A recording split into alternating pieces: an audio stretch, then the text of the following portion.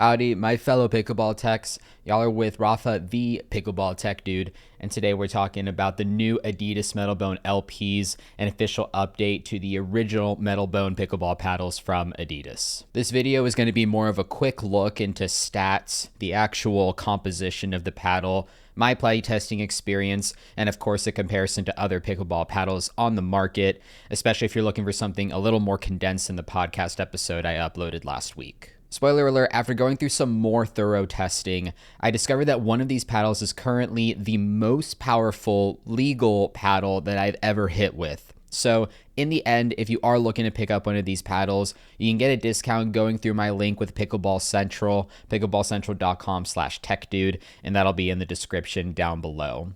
And I do get a small kickback from the use of that link, which goes a very long way to helping me continue to do these videos. But per usual, I would highly recommend watching the end, getting my full thoughts before making any purchase decisions. So let's jump in. Some of you may not be aware that Adidas did drop a more mid-budget line of paddles today. However, I did not get my hands on those, and so I cannot speak to them and their performance.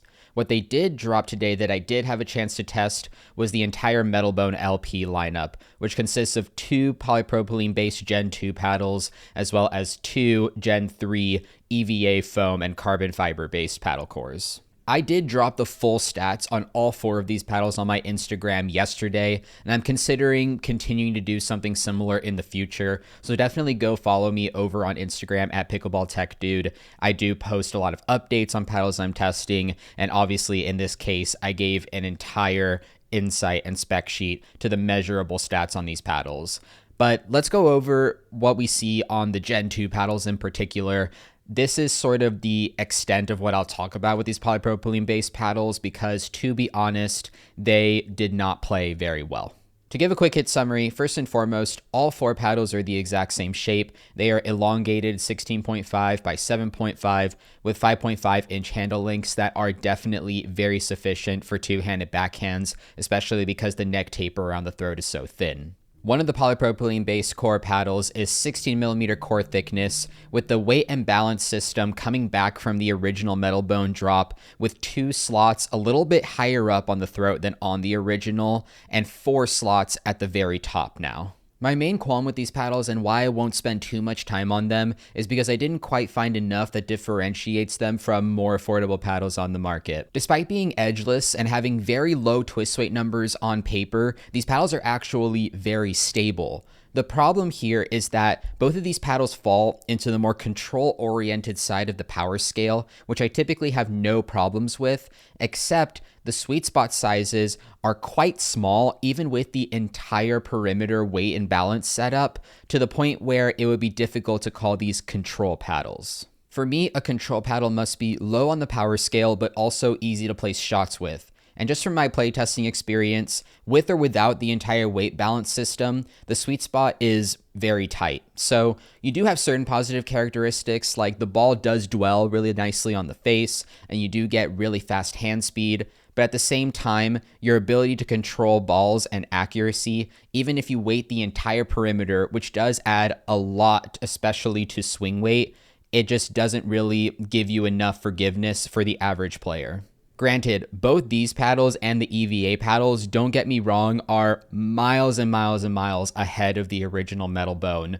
But again, for me personally, the polypropylenes just aren't different enough from more affordable paddles on the market. All right, so let's talk the EVA paddles, which, by the way, you can differentiate visually from the polypropylene paddles, first and foremost by seeing that there are solid lines on the face of the EVAs as opposed to dash lines on the polypropylenes, and the butt caps on the EVAs are red instead of black. Construction of the frame of these paddles is exactly the same as polypropylene. They're using a monocoque design, which really just means unibody, completely one piece and seamless construction, and they use a low poly throat, which is just the use of polygons and other shapes to make indents and certain structural changes to improve rigidity at those points.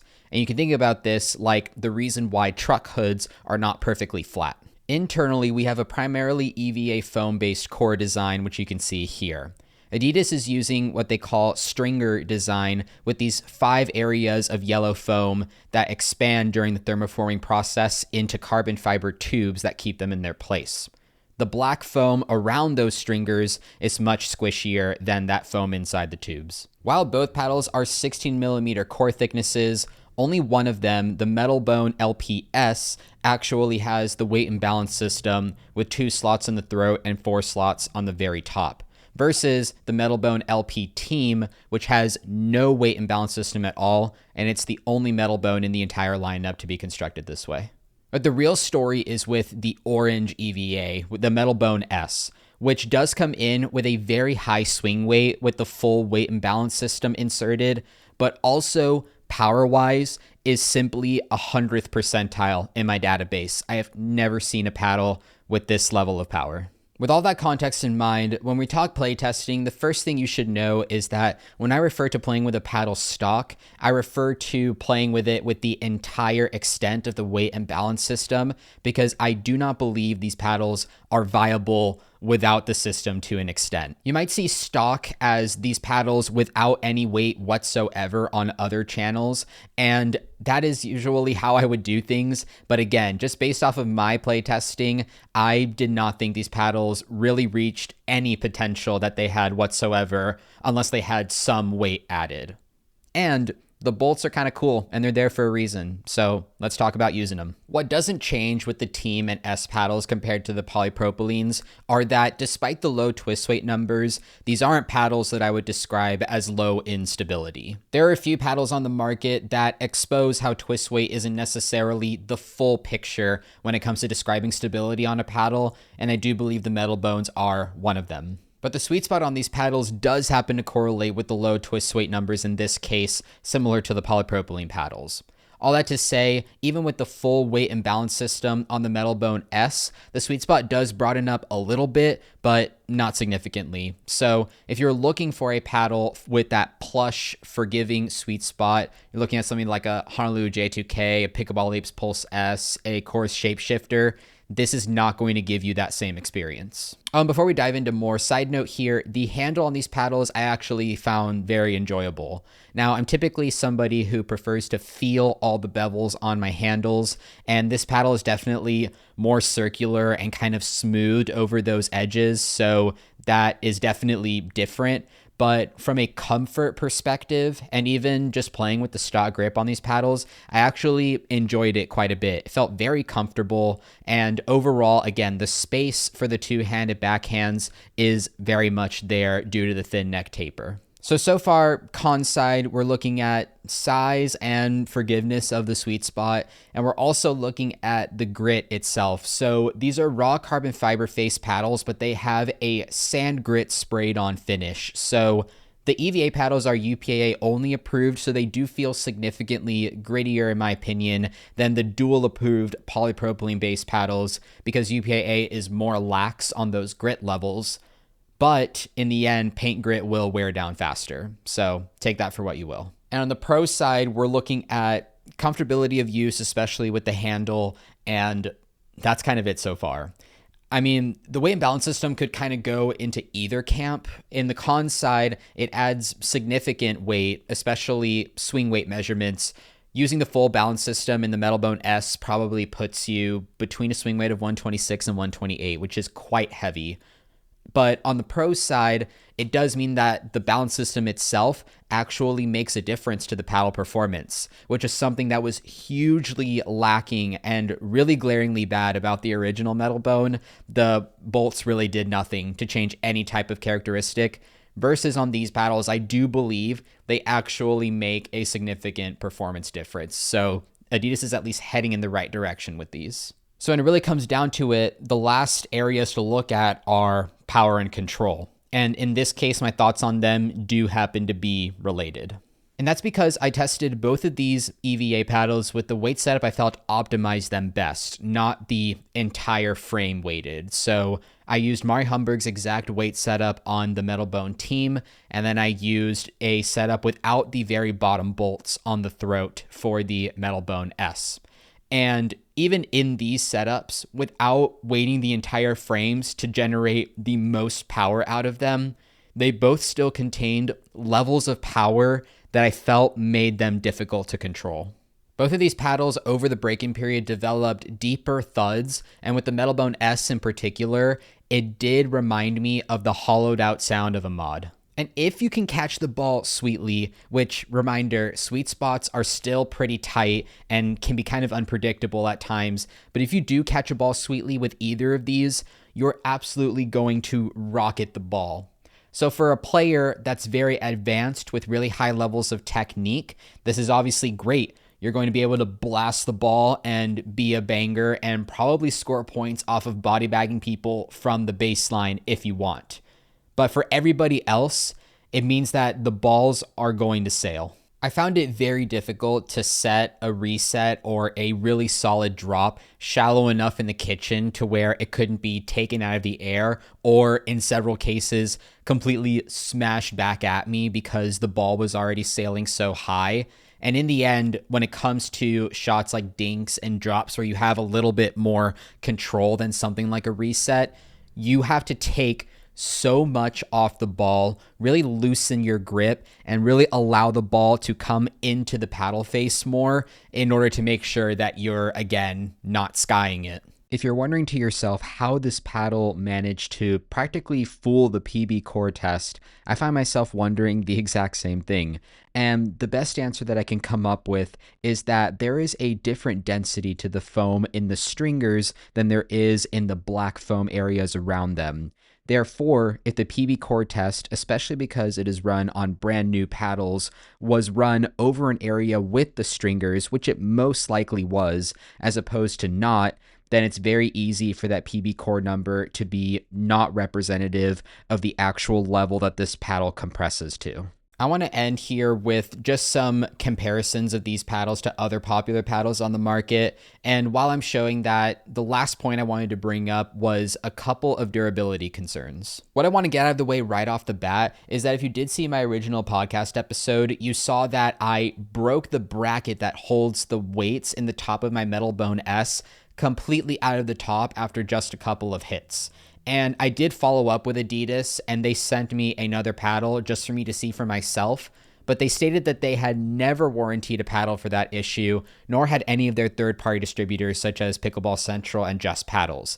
And I can confirm that after going through and trying to replicate exactly what happened there, even to a greater extent than before, I didn't experience the same issue again, both with the new paddle that I was sent, as well as the original polypropylene paddle that I received, the 60 millimeter, which does also have those brackets in the top, if you recall. So this all but confirms my original thoughts that I provided then after investigating the issue more deeply, which is this an issue that could happen? 100% could happen. But is it something that I anticipate being even remotely common or widespread? Based off the data and based off of what I've tested, I would highly, highly doubt that. The real area where I do have some durability concerns deals with the core. Again, if you saw that pod episode, you saw that my co-host Aaron actually compromised his core's integrity after just 10 to 12 hours of play. So if you're wondering how an EVA-based core can essentially break, it has to deal with the carbon fiber tubes themselves, which can splinter or break apart and separate from each other. And that manifests in an actual crunching sound that you can hear, or kind of splitting sound as you press into the paddle face. It is completely normal to be able to press into your paddle face, as again, these paddles do get pretty decent dwell time, and part of that is because of the soft foam. So it's totally normal to hear those sounds and be able to do that. But if you press into your paddle face and hear cracking, that's a very bad sign. And the reason why this becomes a bit of a concern for me as opposed to something I consider a one-off like the bracket breaking is a couple of things. So here's that image of the core once again. And the first thing that jumps out at me immediately is the actual stringers themselves. Towards the top of the paddle, they look like squiggly lines. They have what we call undulations. So why does that happen? And from my understanding, what happens here, what could be happening here, is that these stringers run all the way to the very top of the paddle. So pretend like the edge foam perimeter there is much more squished than it actually is. And that's because both the foam inside the tubes and the stringers, I should say, and the foam inside the edges is actually meant to expand during the thermoforming process. So what I believe is happening here, again, I'm not personally constructing these paddles, is that the stringers are actually getting squished during the expansion of the edge foam in that thermoforming process. And it is a particular issue in the very center stringer of the paddle because that is actually where the hole is. So there is even less room for that stringer to expand into as opposed to other parts of the paddle. And that is why you see the undulations a lot more pronounced there. So that's a pretty obvious one. I mean, the carbon fiber tubes that wrap the stringers are obviously very malleable and flexible. However, they will not hold their structural integrity as long with these undulations in them as opposed to being perfectly straight. The second reason is a lot less obvious, but if you look at the yellow foam areas exclusively, you'll notice that some of the areas are practically orange while others are a lot lighter yellow. And that, from my understanding, indicates a temperature issue where parts of the foam are becoming too hot and they actually begin to crystallize, which means that in the future, it's easier for that foam to become more brittle and actually break apart. We've seen carbon fiber foam core combinations do very well in terms of durability in the past, but these issues do bring the Metalbone EVA down that scale for me. The good news is, though, is that they seem to be issues that are just fixable through better QC. And we've seen plenty of large companies in this space do awful with QC and then improve a lot in the future. So I have that similar faith in a company with resources as wide as Adidas. A lot of that faith does come from some of what we were told during the creator event that Adidas held in Austin, where we all first tested these paddles. I do think that Adidas is trying to come into this space and take a more dedicated approach to pickleball, whereas before with the previous Metalbone, it did feel like they were simply trying to apply and copy paste padel knowledge into pickleball, and it simply didn't work. These updated Metalbones, if you will, kind of feel like a statement piece from Adidas that they are in this game to do things a particular way, even though it felt like the original idea was not rooted in pickleball ideology. And the simple fact is that some things worked significantly better than the original Metalbone, and a lot of things are different, but not in a good way for the vast majority of players. And so in the end, however, I do feel like the experience of All Racket Sports, who are mostly the brains behind these paddles, and then the licensing power of the resources that Adidas has at their fingertips will be a much better combination moving forward the more they choose to actually invest in the pickleball space. And so while these Metalbone LPs in general are difficult to recommend, especially at their price, I wouldn't count out Adidas from coming out with some bangers in the future. So that's it. That's my full and final thoughts there on the Adidas Metalbone LPs. If you made it here to the end of the video, thank you so much for watching and for your support, of course. Remember to like, subscribe, comment down below any thoughts you have about any part of the video or your thoughts about these paddles if you've had a chance to hit them.